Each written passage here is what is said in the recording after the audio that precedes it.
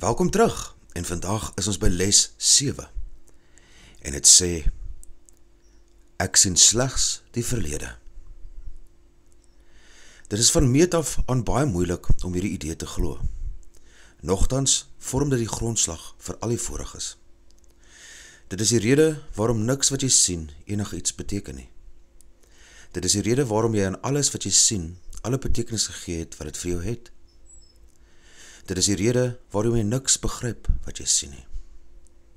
Dit is die rede waarom jou gedagtes niks beteken nie, en waarom hulle net soos die dinge wat jy sien is.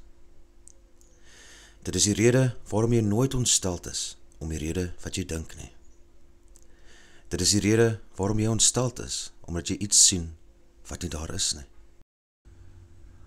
Ou idees oor tyd is baie moeilik om te verander, omdat alles wat jy glo in tyd gewortel is en daarop staat maak, dat jy nie hierdie nuwe idees daaroor kan aanleer nie. Dit is egter presies waarom jy nuwe idees oor tyd benodig. Hierdie eerste tydidee is nie werklik so vreemd as wat dit in die begin mag klink nie. Kyk byvoorbeeld na 'n koppie.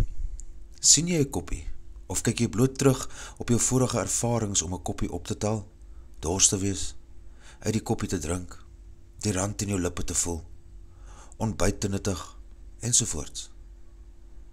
Is jou estetiese reaksie op die koppie nie ook op vorige ervarings gebaseer nie? Hoe anders sou jy weet of hierdie soort koppie sal breek as jy hom laat val of nie? Wat weet jy anders van hierdie koppie, behalwe wat jy in hierdie verlede geleer het? Jy sou geen idee gehad het oor wat hierdie koppie is, as jy dit nie in die verlede geleer het nie. Sien jy dit dan werklik? Kyk om jou heen, dit is ewe waar vir alles waarna jy kyk. Gee erkenning daaraan, deur vandag se idee, sonder onderskeid, toe te pas op enige iets wat jou oog vang. Byvoorbeeld, ek sien slegs die verlede in hierdie potlood. Ek sien slegs die verlede in hierdie skoen.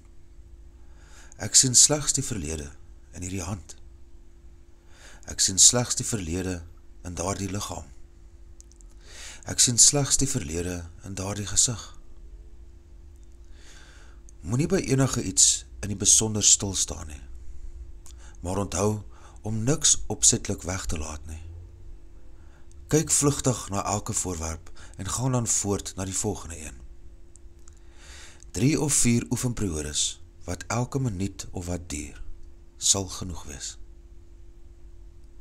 Onthou om die les te oefen. Dankie dat jy hier is. Vergewe, sien anders, leef